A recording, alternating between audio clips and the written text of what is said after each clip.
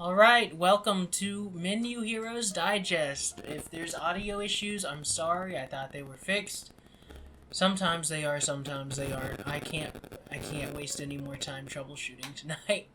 So, I'm your host, Steven. Yeah. I am Jordan, the co-host, and yeah, I'm just made this very quick. Troy Baker, no, just no.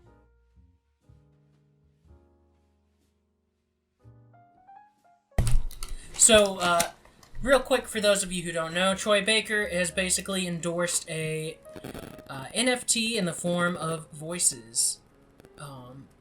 Not really sure how that works. It basically sounds like a more environmentally unfriendly cameo, but or Fiverr.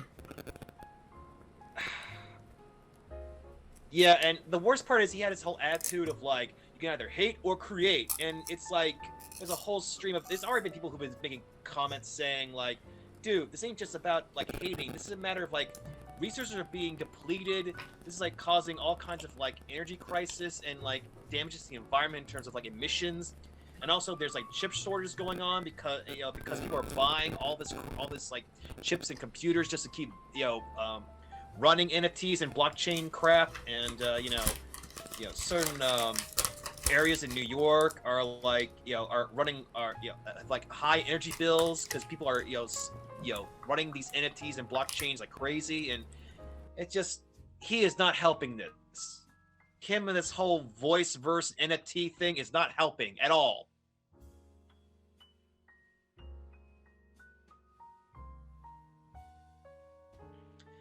And man, like again, I'm gonna try and keep this short because I was gonna go on a long rant about like I have lost much respect for Troy Baker. He is a good voice actor.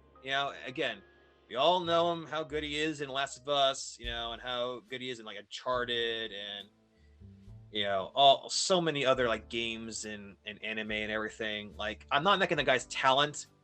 The guy has an attitude problem, and also has a very much is sometimes a very much a hypocrite a lot of times, and it's we're recording this right now at like 10 o'clock at night.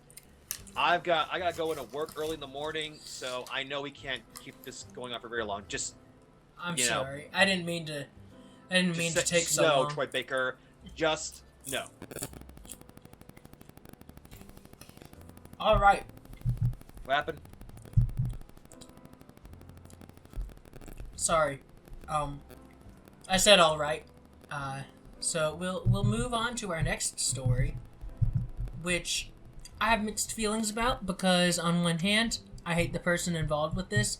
On the other hand, what happened to him sucks. So Logan Paul got scammed. Boo! Which is sorry. I started too soon. Sorry. it is it's 100% karma, because he's part of the reason scalping. He's part of the reason popularity in Pokemon surged to such a point that scalping became such an issue.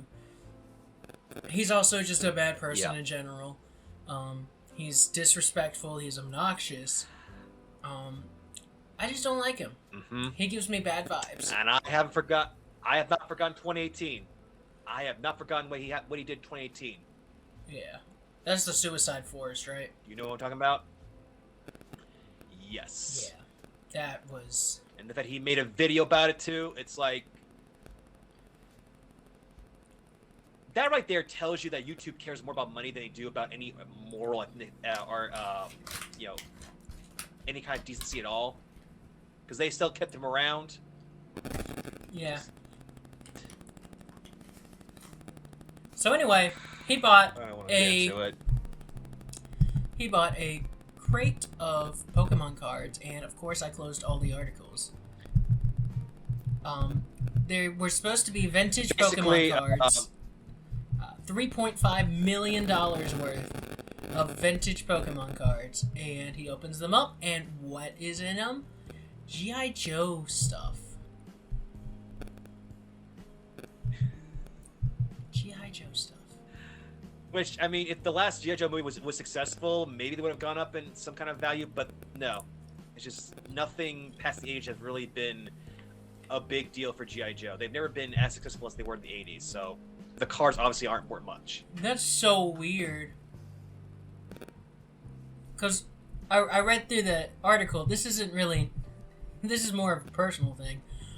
The person who Logan bought it from is named Matt Allen. So you know this person? I do not know this person, but they have a name that I do recognize. Because it's my middle name. Okay. And was my other mother's, birth name. Okay. But yeah, it's really embarrassing for the people who verified it. Because they were like, yeah, this is legit. This is great. And then it wasn't legit or great. Well, it's like apparently like somebody bought this first from was it like Matt Allen bought this from somebody else? Yeah. And they told them like, oh no, this is definitely worth a lot of money. The So there's BB's... been like a long chain of people who have not done any investigations of this at all and just like assumed, oh, this box of Pokemon cards, oh yeah, they're definitely worth like $3 million easily. Well, And just kept going on and on and on until eventually Logan Paul's the one that bought it. He opened it and realized, oh wait, this is all fake. These aren't even Pokemon cards. Is that how the story goes, or did I misread something? Alright, so what happens is the person who Matt Allen bought it from claimed that the BBCE, the Baseball Card Exchange, which, was a reputable grading service, verified the legitimacy of the set. Mm-hmm. However, we don't know for sure if they did or not. We know that when they did it a second time, they opened it and found out it was just G.I. Joe collectible cards. Yeah. And so on one hand, it's 100% karma for him being a terrible person. On the other hand, it sucks. Yeah. Back to the first hand, he's a millionaire. So, whatever. And he got a refund. Yeah. So it's not like he really got hurt. In fact, it's just like he gains nothing from to this. add more to his it's. Oh man, why did I just say that? Well, he does. I was going to lead to something like, well, at least his reputation's been hurt. But it's like, no, he's done way worse stuff than this. He's been outed out as doing terrible, awful things, and yet he still gets to like go around and still make millions. He still has a fan base after everything he's done, and it just. Well, to be fair, a lot of his fan base is made up of children who don't understand all the politics behind politics. All the stuff going behind the scenes.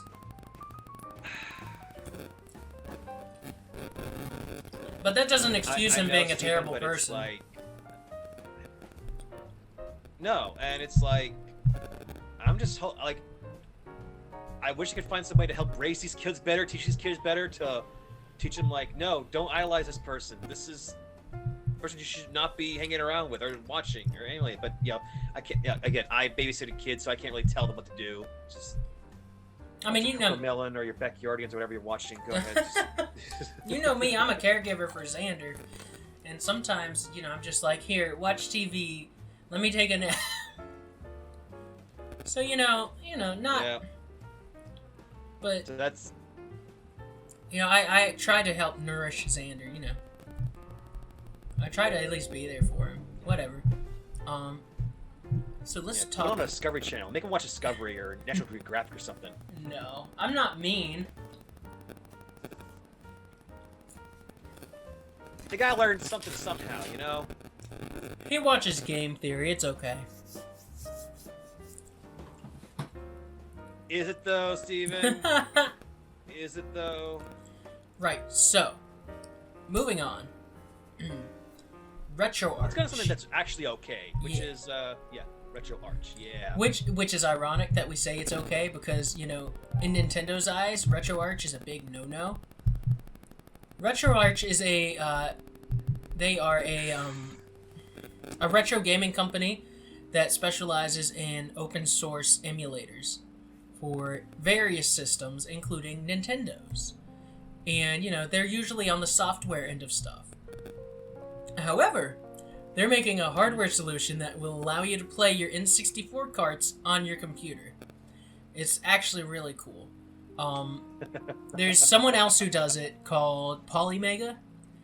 And basically, it's a base unit, and then there's modules for different consoles, and I guess handhelds are consoles too, for different consoles, and it's just cool.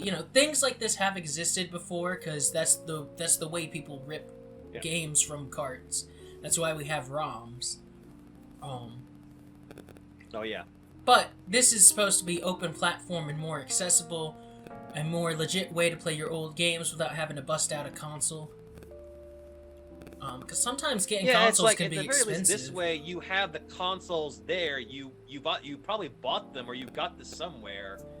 Like you're using these cartridges that have the games in them. You're using them. You're using a PC to play them on. Like, and what's the problem, Nintendo? What's the problem here? And some of the benefits of it, you might be like, well, why not just play it on the original hardware? Well, if you play it on the computer, you're basically using an emulator, but playing a legitimate copy of the game. And you can, in turn, use things like patches to make the game look better.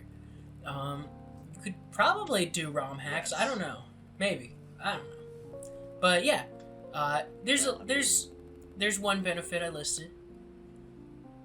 There's others, but I'm eating popcorn. I'm too busy to search. How about throwing one in my imaginary mouth? Ah. Oh, I missed. Alright. But yeah, emulators are cool. While they're legal, they're in the gray legal area. Oh, go ahead. Well, Nintendo, if you're mad about it, put the games on the online service. You said you can put, like, N64 games on your online expansion pass. Put some more games on there. Maybe people won't have to emulate that. Give us Virtual Console.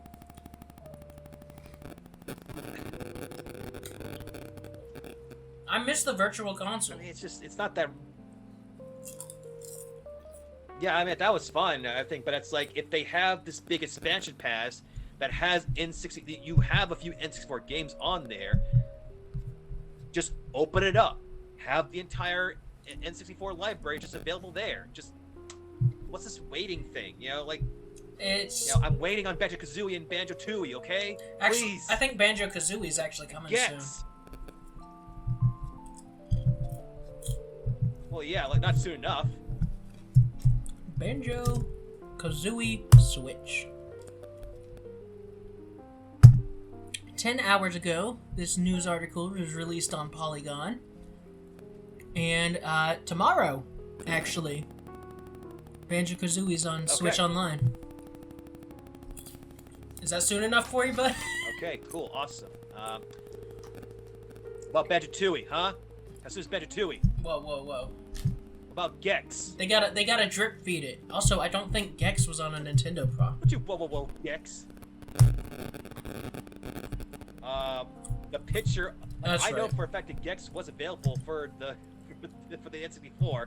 I'm seeing a picture of a pile of cartridges on the Nintendo Life website, and it has Gex right there at the center of the picture. So I know for a fact. Okay, you know what? That Gex is real, and you can't guess like me, Steven. No, I'm thinking of something else. Anyway, I don't know what I'm thinking of. I just know I'm thinking of something else.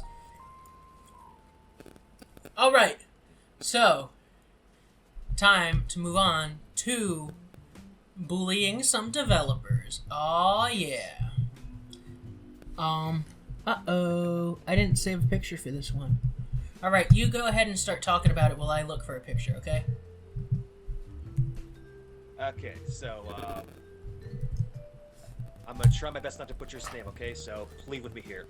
So, Yashida just pleads for some kind of sanity amongst the fans to, you know, not be so mean to like the other developers at Square Enix. You know, imagine in his quote saying, "Imagine that you're speaking face to face with the developer." You know, how would you react? And granted, I think there's a bit of animality towards like how people react online, like how they would react in real life. But also, I've seen some crazy people just react and say whatever they want in real life. But I'll move on. Okay, so I'll get to, you know, what the Final Fantasy XIV director Naoki Yasuda has been saying online. You know, just trying to urge, you know, fans of the franchise and just Square Enix in general to follow the rules of treat others the way you want to be treated. You know, speak out against verbal abuse directly towards he's speaking out against verbal abuse directly towards developers and other players. You know, this is like in a YouTube video translated on Reddit. Yoshida addressed fan feedback saying while he supports constructive criticism for fans, verbal abuse should not be tolerated. Of course, and again, this is him in quotes right now. Of course, I'm thankful and grateful for players to tell us that we should do this or this should be that and whatnot. But verbal abuse and something we wish are something we could stop. So, last month, Square Enix released Final Fantasy 14 Endwalker, the latest expansion for the immensely popular MMO set in the Final Fantasy universe. Before it was released, though, Square Enix had to delay the game by 2 weeks. Yoshida said that the delay led to some unwanted toxicity in the community, and this is another one of his quotes. Ever since the unfortunate release delay of the expansion, for some reason, there seems to be some haters of the game laying among attacking other players despite not playing the game, and it was quite glaring, Yoshida said. I felt as if those strong words used in arguments against people ending up holding people back because of this. So Yoshida said this bullying within the community can cause new players to drop the game entirely, and it also has a negative impact on developers, even leading to some resignations over the abuse for fans. Another one of his quotes: "I can take it, even though it doesn't make it less bad. But staff members will feel really down after getting those words when they gave their absolute best into trying to create something everyone can enjoy, and this may end up making them no longer create things and that they are fun for their on." And this is the article over at IGN goes: "The solution, according to Yoshida, is to treat each other with more empathy, as if you were speaking to developers and fans in people." So, a quote of his: "So I have only one request to every player out there. Please imagine that you're speaking face to face with a developer who you may or may not know his name nor face, and imagine how they'd feel before sending your feedback over. And I'll be happy if people can do so politely." And of course, Yoshida still wants fans to point out mistakes developers make. He just hopes fans will consider the way they deliver their feedback in the future. Yeah, and let's see here. Okay. So I'd like to point out that, like you said, he's not asking fans to stop the criticisms. He's not even he's not even like, you know, oh, we made a mistake, but be nice to us. What he's asking is a very legitimate, perfectly reasonable request, and you know, it's something that I struggle with sometimes. But you know, constructive criticism does not mean be mean or threaten people. It's like we brought up J.K. Rowling the other day. I do not agree with her at all. She's wrong. And I think she's a bad person. I think she's fake. But I also think that the people who doxed her went too far. You shouldn't threaten people's lives like that. And granted, what she's saying is a threat to other people's lives. But just don't. It doesn't help anyone.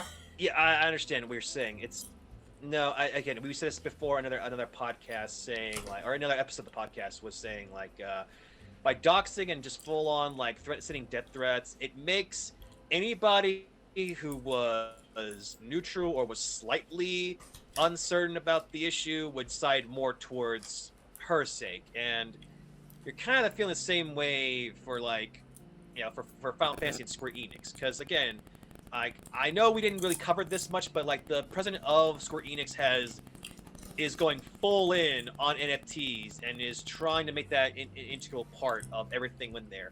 And naturally, people are upset by that, and people are trying to convince them, no, we don't want this. We want this NFT and blockchain stuff as far away from our Final Fantasies and all the other stuff that Square Enix has as humanly possible. And again, and this is not really towards that, but it's like, that's kind of constructive criticism that is important, but obviously like this right here, just getting upset over delays, that and just trying to like just harassing, the developers or programmers over this. This is childish. This does not make the fandom. Does not put the fandom in any better light. There's, granted, like I've been around, like as a teenager, being around the internet and being into Final Fantasy, I have seen my fair share of message boards and online comment sections that have gone extremely toxic and downright just obscene. And it's like there's already that reputation amongst other fandoms, yes, but amongst the Final Fantasy fandom, definitely. And this does not help one bit, because, and especially it's even worse because there are so many examples of companies rushing games out, of them not putting, of like at least the executives and the higher ups saying, you know what, we need something released by this quota or this by our annual quota, just so we can Pokemon our fiscal revenue and everything. So we're gonna rush this out and gonna just ignore all the most obvious like glitches and bugs and just release it. We'll patch it up later. Who cares? And the fans let you know how much they care. And God. This shows how little you care. So at least with this, Yosuke Yoshida is with this situation, the team decided we're going to need a little more time to finish up this expansion into this already popular MMO. And I think Final Fantasy XIV in general has done a really good job of like completely changing its image, because originally it was seen as the rushed, incomplete, broken MMO, and a lot of the internet did not like this when it first came out, and many fans had some constructive criticisms that day, I tell you what, but they were able to turn it around. They were able to completely like rework, or able to like completely add so much more and give new life to this MMO. And yeah, it's been winning awards. It's been getting such praise and love from from so many like game awards and from various like outlets, gaming outlets. And we want that quality to keep coming up. I want Final Fantasy to be remembered as a beloved and prestige game franchise. And if it's gonna take a little while longer for it to be done, then so be it. Let's not whine or argue or get hostile for trying to make sure a game is finished and ready. That's my thought on this. And anybody trying to send any kind of vitriol over this is, y'all probably have, I'm guessing they don't know much better, or they haven't been paying attention to the many examples of games being rushed out just for the sake of like getting the company a few extra bucks. Pokemon. Look, Grand Theft Auto. I love Pokemon. We did like several videos on. Yeah, we did some of your videos on that. Yeah. Pokemon is Pokemon, Grand Theft Auto. Yeah, sure. So, Pokemon Legends Arceus releases Cyberpunk. soon. That's another one. And I was excited for Legends. It looked good. It looked fun. The Hisuian forms looked great, and then a lot of the other forms leaked, and they look terrible. Like, I don't know how they messed it up so bad. I'm trying not to look at much. I'm trying not to look at much of the spoilers and everything. I do, again, unless I see a bunch of reviews saying, "Oh man, this is not good. This is a big letdown." I'm gonna try and give it a fair shake. I mean, I'm still gonna do that, but let's give it a try. But I mean, I just skipped on Diamond and Pearl because they were just so poor. Alright. So, no more sadness. Okay, well. Only burgers. Nope, sorry, I skipped it. I skipped it one. Yeah, no, actually, let's get to this one. Let's get to just a little fun one, you know, and even there's not a whole lot to this one, but I did want to, like, talk about briefly, you know, it was like National Roast Day, which is like, there's so many days, so many celebrations, and I just can't keep track of any of them. But basically, like, this is like Wendy's chance to like roast different other people and companies and everything, just for a laugh, just for a goof, you know. Apparently, they targeted, yeah. Eventually, their chosen goof was Xbox, and more specifically towards the Halo Infinite's like campaign co-op. You know, yes, Halo Infinite's been seen as a great installment for the franchise. John Carpenter, the legendary filmmaker himself, has said this was the best of the franchise. Well, that's not enough to escape the ire of the old redhead with locks, Wendy's, because she got some things to say. Because again, unfortunately, I have not personally gotten a chance to play Halo Infinite, but there's been some issues with, from what I've been told, issues with the Battle Pass, and apparently the campaign mode, there is no co-op, which, what's even the point of campaign mode if you don't do with a bunch of, I don't know. Well, Wendy's is here to bring the smack down, bring the trash talking, bring the pain by Wendy's inviting, you know, Xbox to, like, you know, a little game session here, and or is like, I can't remember which one started first, whether it would be Wendy's or Xbox, but basically, you know, like Wendy's, Xbox was finally saying, okay, fine, let's do this, and Wendy's clamped down with, you want to co-op this new Halo campaign, and with the hashtag National Roast Day, you know, basically saying like, yeah, there's, I mean, just again calling out Xbox and 343's Halo Infinite for not having much co-op in the game, or at least in the campaign mode, I should say. Yeah, it's I don't know. They act like it was such a savage roast, but like, it feels weak for Wendy's. Also, yeah. Silence corporations. Yeah, I was gonna. I mean, that's one thing. That's my two thoughts right there. It's like, I had such a fun time. Like, this was like 4 years ago. Like, I still can't believe it was 4 years ago that like Wendy's was like firing off like such hit roast after roast, or just smash tweet after smash tweet, just going off and everything. And like, I had somewhere a tab which was like some of the best Wendy's roasts out there, and I don't know. Maybe that's my kind of point. What I was trying to get at here is like, I was kind of hoping we talk about like some of our favorite Wendy's roasts, because yeah, this is not the savage roast that I'm used to Wendy's doing. This beef is not just fresh. Like, you know, yeah, I became the old lady in the commercial. Where's the beef? Where's the beef? I again, like, Kotaku is like acting like, oh man, two companies are in their giant mexers ready to smash it out, ready to bash it out, and like over the Pacific Ocean, and I'm here saying like, I'm here with binoculars, like, where's the battle? I want to see a battle. I ain't seen much of a battle, you know.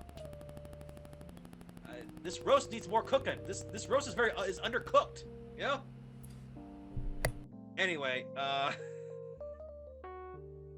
that's it. We'll keep this one very short, but I'll tell you like one of my favorite Wendy's tweets. Again, this actually is like funny enough. This was like way back in February 14th, freaking like, yeah, back in 2017.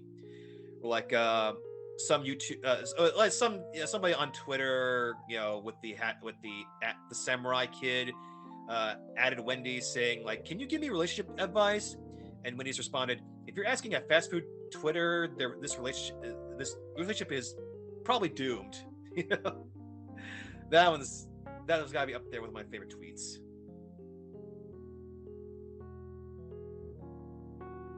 So there's even. Yeah, I'm still here. Sorry. Okay. Trying to direct Xander to get something for me. Where is your swing? Oh, no! I unmuted the mic. Hold on. I'll be right back. Xander, where's the beef?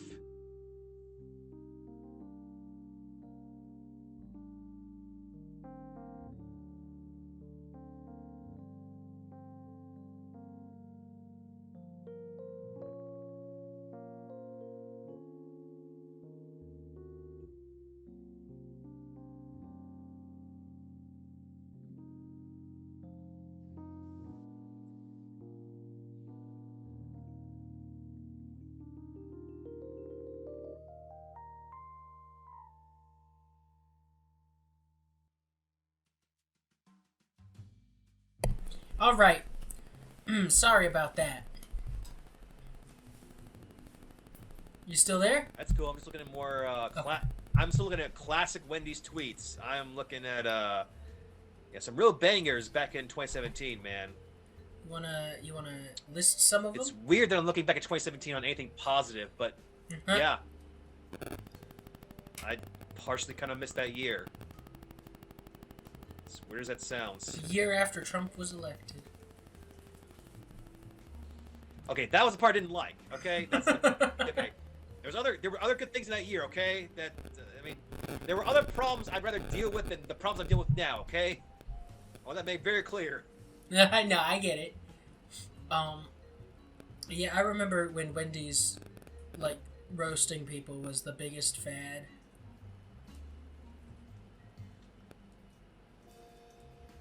So. Yep, It's hard to believe that was 5 years ago. Yeah. Wow. But look at us now. We're finally YouTubers. Woo! It's actually been a dream since high school. For me. Oh man, I opened the wrong.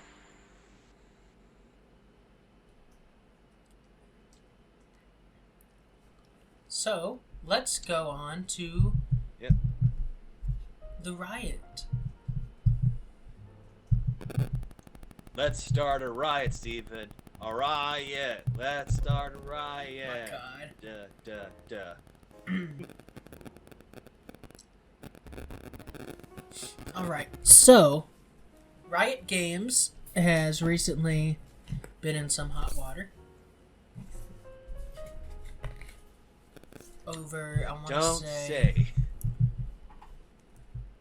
gender discrimination lawsuit. So, they have announced that they plan to go in a somewhat new direction over the next 5 years. Excuse me. So, as part of this, they have expanded their Q Dodge buyout program.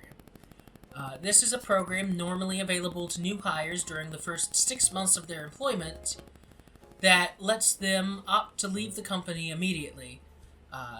And it's been extended to everyone in case, someone's not on board with the CEO's stated vision. They are being offered 25% of their annual salary, 3 months of subsidized health benefits, and other advantages, all throughout January. Like, the program's open throughout January. Yeah. And so all they have to do is quit. It's as simple as that. It's probably to weed out people who don't want to be part of this. Their commitment to diversity and inclusion, and we'll see if they actually stick with it, or if Riot itself tries to Q Dodge.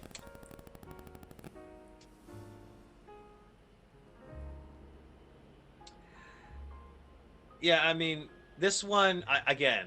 Speaking as somebody who like has been gushing about Arcane League of Legends or all the various like League of Legends tied stuff, that is a property tie that is unfortunately tied to Riot Games. And Riot, like so many other massive gaming companies or tech companies out there, or just any company in general, has a bunch of dirty laundry hidden in the back that's being exposed, or we're finally flashing a light on some of them dirty laundries they've been trying to keep track of. And one of them being, of course, like gender discrimination and like lack of diversity, or just like,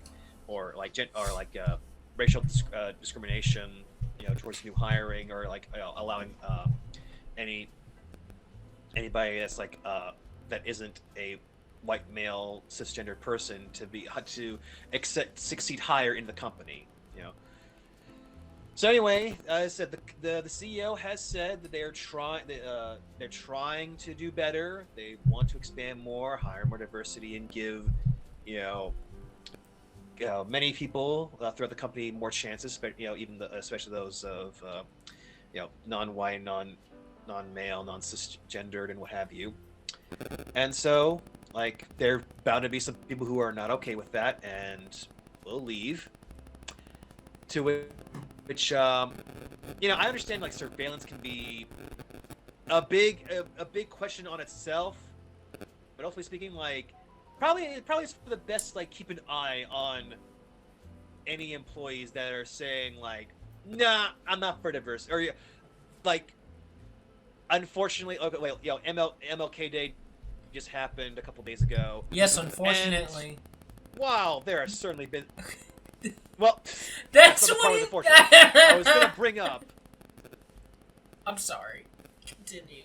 I was gonna bring up the fact that like you've had some people like trying to like push whatever agenda they have and like tie it to MLK, for whatever crazy reason.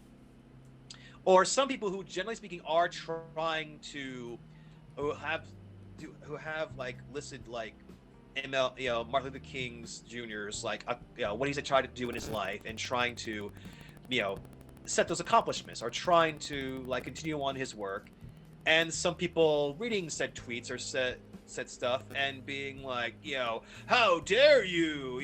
I'm not supporting you from here on out. You don't represent MLK and everything, and just like becoming a whole mess. And but yeah, it's like it's just the simple basic thing of like trying to give opportunities to people to marginalized groups that have not been given nearly enough opportunity and chances, and some people seeing that as somehow racist or sexist towards white males is extremely ignorant.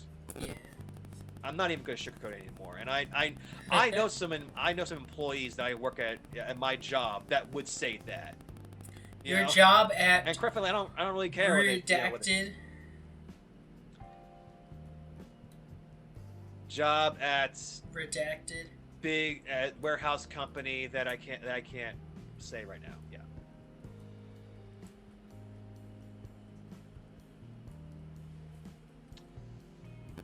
I'm unfortunately stuck at that place because like we are struggling with money right now. Yeah, I'm sorry. I understand that. Yeah.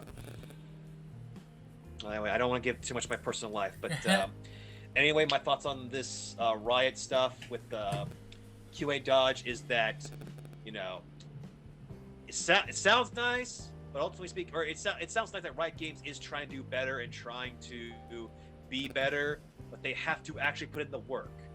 Yeah. We have seen so many times of companies and like CEOs of companies saying, we'll do better, we promise, we'll try better, we'll try harder, and they barely do nothing. Like, it was all just lip service. So, but I'll say, like, one negative I feel like is if there are employees who actively are against diversity and are against,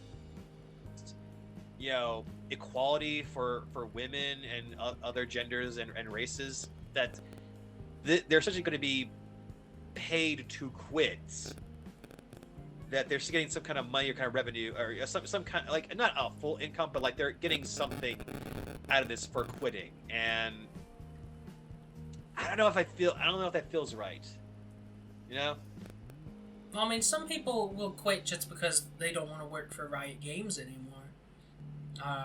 Because they might be like, well, Riot's claiming they're doing this, but, you know, they're probably not. You know, there are reasons besides being, you know, bigoted to quit. And I feel like it's a... Fair enough. I feel like it's a small trade-off to pay in order to, like, clear the way for diversity. It's kind of like a, here, take this and please go away. Plus, if they only offered it to some people and not to others, that would be discrimination too. It's dumb, but it would be considered legally discrimination. Yeah. Okay, that's a good point. That said, if you're bigoted, you suck. So okay, I guess there is. Oh, definitely. I don't think we. Okay, I feel like we don't need to say that, but unfortunately, like, the world keeps proving we need to keep saying that. Bigotry, hatred, racism, sexism, they suck. They are awful. And don't be that. Don't do that. Please. Please, don't do that. At the very least, don't, like, publicly act on it. You know, you can hate women in the privacy of your own home, but, you know, don't actively go out to hurt them. I mean, I still think you're a trash person if you hate someone just because they're, like, a man or a woman, or, you know, non-binary. Yeah. Everything else, because there's too many to list. But yeah, I'll just say, like, if you're going into your house, into your own space, and you're just writing down how much you hate anyone that doesn't look like you in your own privacy, that's one thing. It just becomes another when you act out on that, whether that be directly attacking someone or you're trying to spread your rhetoric to other people and trying to convincing that your way is the right way. That's becomes the problem. Yes.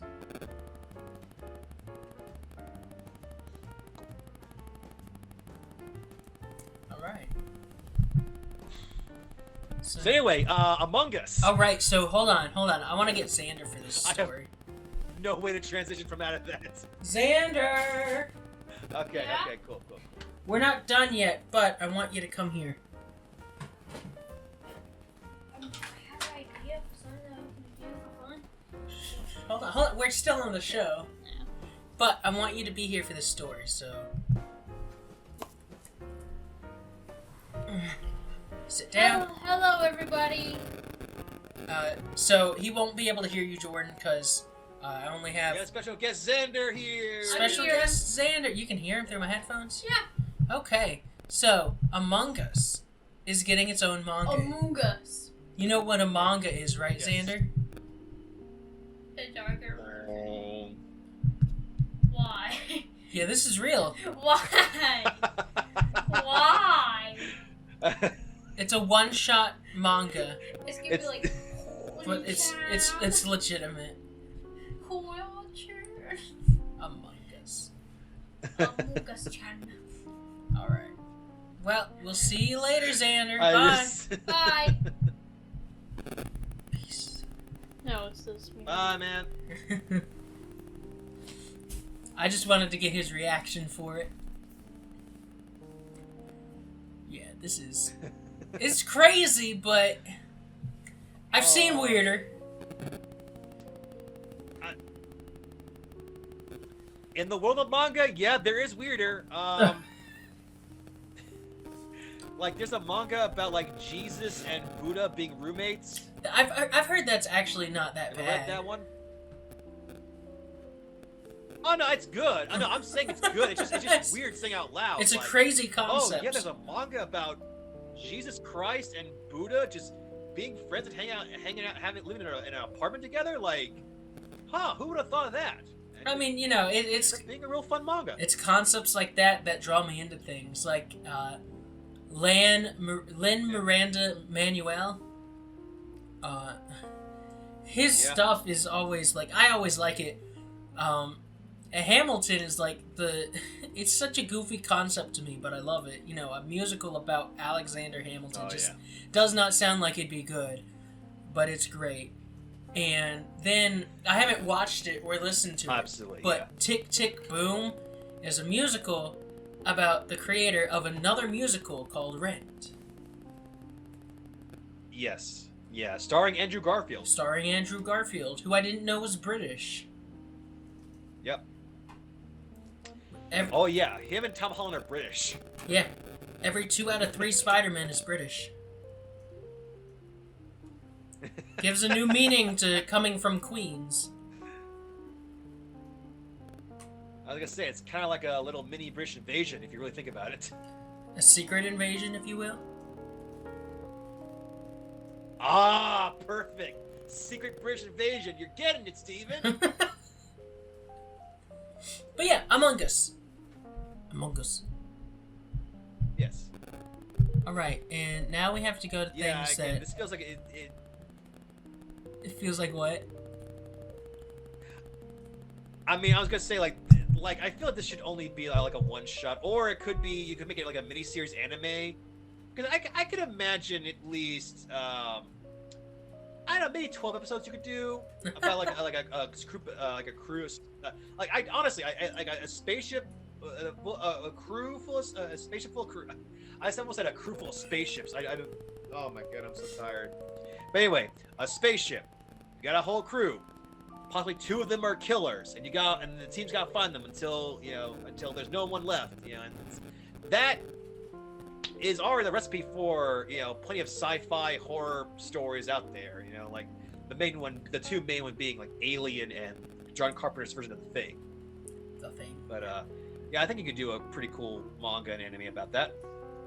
I mean, I've seen some cute comics about Among Us, so a manga isn't that far-fetched when you think about it. But it's still pretty crazy to hear. You just, fan art is, you expect that. You're like, oh, it's just a fan comic. But an official Among Us manga, it's like, what? It is just a one-shot, though. Yeah. But it is kind of testament to, like, sometimes it doesn't matter how big the company that makes it is or how famous the creators are. Like, you can make something and it could, like, immediately, like, just, like, stick out. Or just, like, it finds the right people and it blows up like crazy, because the actual game has been around since 2018. Yeah. It's been on Newgrounds for a long time, but it just, because of the pandemic, because no one had anything to play, a few Twitch streamers were just looking around for games to play, and they found Among Us, and we're just like, wow, we are having a lot of fun with this game. We're doing all kinds of sneaky, killer stuff, and the fun and the thrill from that, and it just became a phenomenon, Steven, that is still going strong today. Xander still wants to make some Among Us videos. Among Us. I think I have the game on my phone, but I feel like it'd be better if I played on a console. So maybe I can just put it on my Nintendo Switch, and maybe it'd be better if I played there. I don't know what you thought. Do you think it's better on consoles or PC? Like, what's it's probably better with either PC or console. It is playable on phone. Okay. I tried it on phone, but it did not feel right to me. If we can ever get everyone together again, we can make Among Us videos. Cool. It'll be one of those episodes that has, like... It'll probably be one of those episodes that has a parental advisory warning before, just because I know I will not be able to censor everyone. Right. But yeah.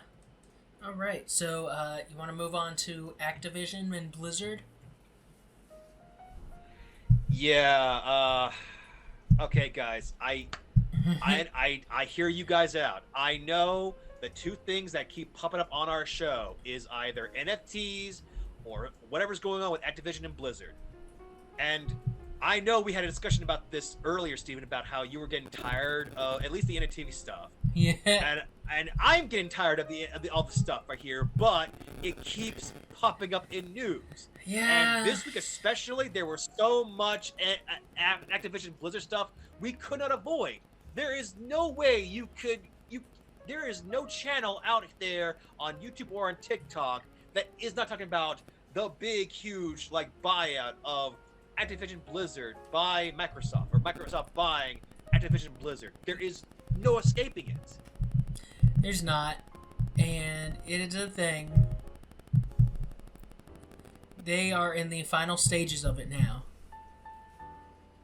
Yes. So that means this has been going on for about a year. If I'm sure you've been doing a lot more like business and legal classes and everything, but from what I've been learning from different news outlets and videos that are all about the subject, is that anytime a company is about to buy another company, it takes about a year to plan out its schedule or means of negotiations and everything. So the fact that they're almost in the final stages of this, and we had not heard anything this came. No, there's no rumor or leak of Xbox or Microsoft buying Activision Blizzard, but this dropped a couple days ago. So this must have been going on in the background while all the news of Activision and Blizzard and all the drama and all the sexual assault allegations have been going on. Microsoft has been slowly but surely working out a deal to buy out Activision Blizzard, and that has me extremely mixed. I mean, you gotta hand it to Microsoft. It is a good time to buy, They're not exactly at their most popular right now. Oh. It's like Activision Blizzard pulled off. I mean, granted, they had a bad reputation before all this, but for a while you could say, "Oh man, EA's the worst." No, Ubisoft's terrible. Oh no, Konami, they're the absolute worst. There were several contenders for people saying a gaming company was the worst gaming company in the entire industry. Activision Blizzard managed to crush all of them with so much going on, so much dirty laundry being spilled out and being exposed to the entire world. It's oh no, man, EA looks like frickin' Jesus Christ. Wow. Who has still has good reputation nowadays?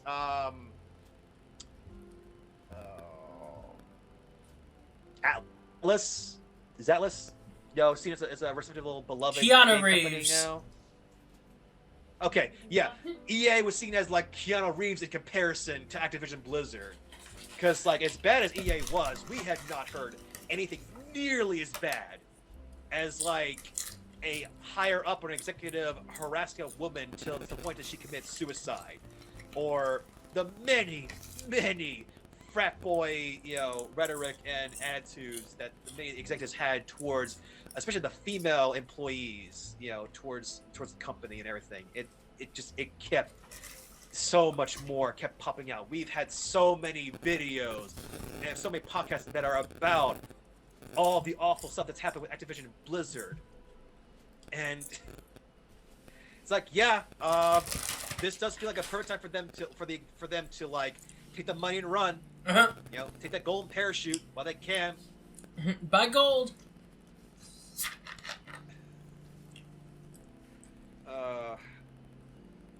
So again, do you want to take your thoughts on this, or any further thoughts on this? Because I'm still mixed, and I'll get into a bit more after you get your say in.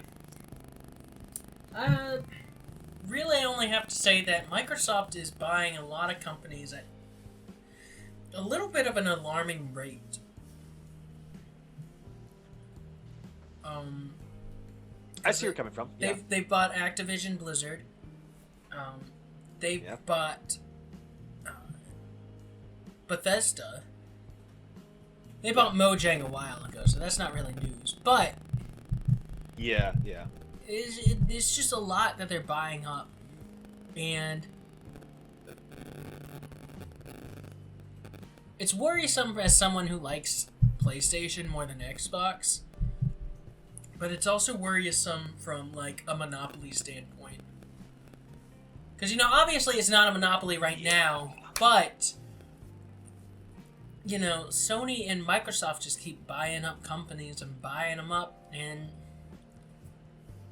you know, Yeah. soon it's going to be everything is able to be connected back to Sony or Microsoft or Disney or, you know, any one of these things. I mean, you know, Yeah. you can do it with an example is food brands. You can tie most food brands back to like 6 companies. And this includes generic food. Yeah. And as I Food- said, there certainly have been big acquisitions and big companies buying other big companies throughout my lifetime. Like we just covered, like it was just like all around the news like 3 years ago about Disney buying out 20th Century Fox. You know. Now, granted, like Fox was willing to was trying to auction out their movie and TV divisions, like because you know the people that own it, the Murdoch family, they're more interested in spreading like their propaganda and their ideology more so than developing movies and shows. But point being, it's like, yeah, that was a kind of a big deal of Disney, an already massive company, buying out several and getting their hands on several big movies and TV franchises, you know, all in one. And we have certainly seen some mixed results from that.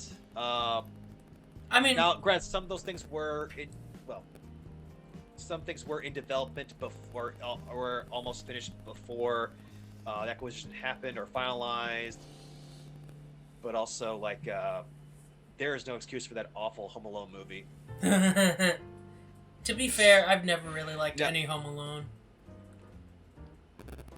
I I'm not. have an attachment to the first 2, but everything after the first two is terrible.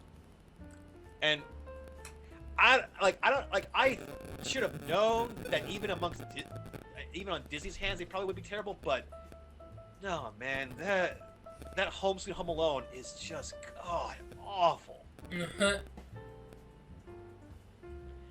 And Disney ain't got no one to blame but themselves. That was purely one of their Disney Plus projects. Yeah. Which, don't get me wrong, I like Disney Plus, but I do too. I do. As I said, I like most of the Marvel shows, and I've liked I really thought Mandalorian was great, and I'll say the Mighty Ducks reboot actually was pretty good. Like, of all the non-Marvel and Star Wars stuff, like the Mighty Ducks reboot actually was surprisingly really good. But yeah, not a whole lot else. Else on like nothing. Well, I mean, like, other than the some National Geographic like documentaries, like those are usually good. and I mean, you know, there's the usual Disney fare.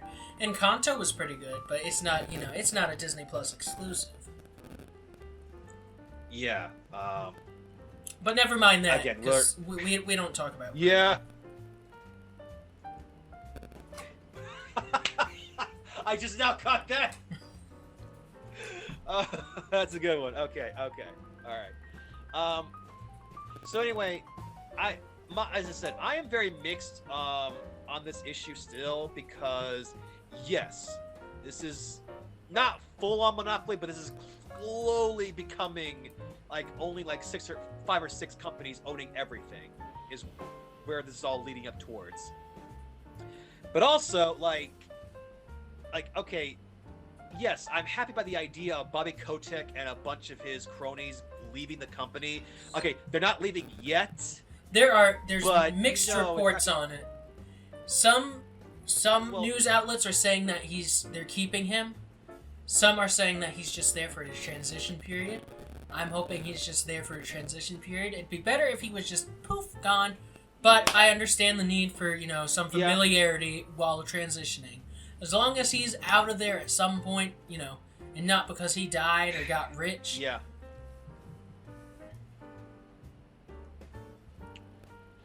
Well, as said, it'd be better. It'd just be better for everybody who would just leave and just go away. But either he's gonna be there for a while, or either way, he's still getting paid because of this. He's still getting money off of this. Yeah.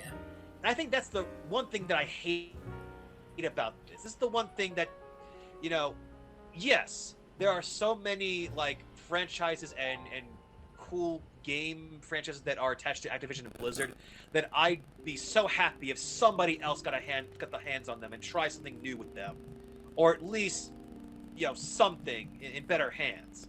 So I'm hoping for that.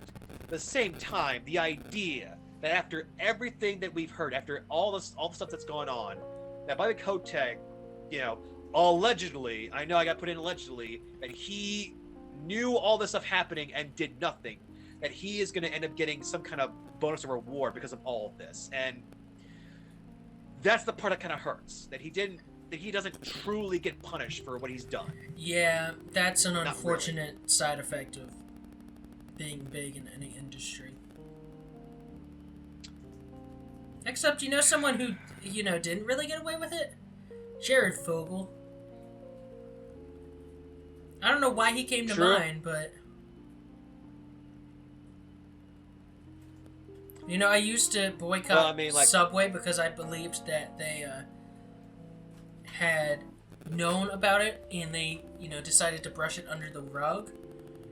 But they had actually actively tried to get rid of him, so...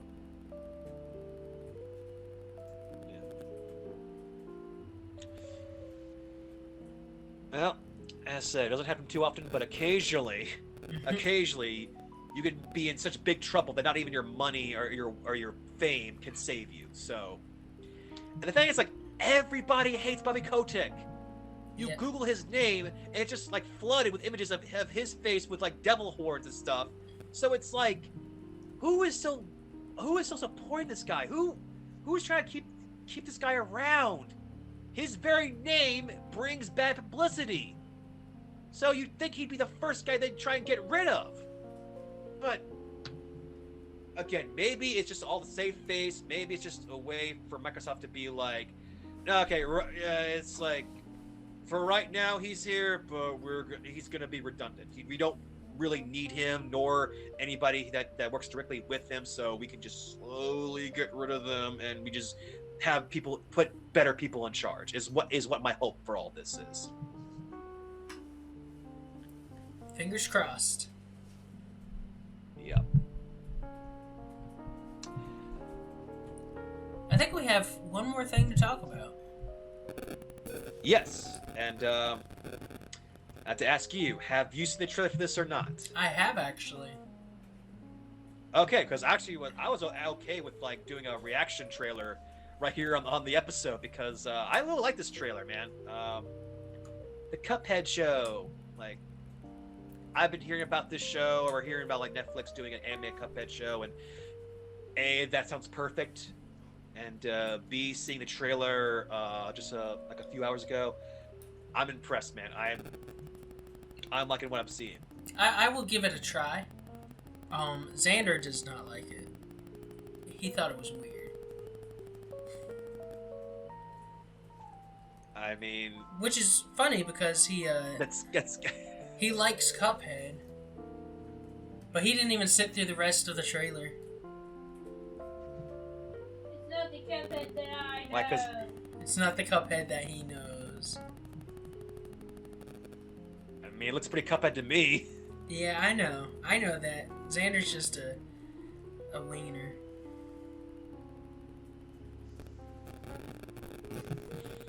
Okay. So, I guess we're ending on that note. Xander's a wiener. Okay. until next time, stay cool. I'm gonna go sleep now. All right.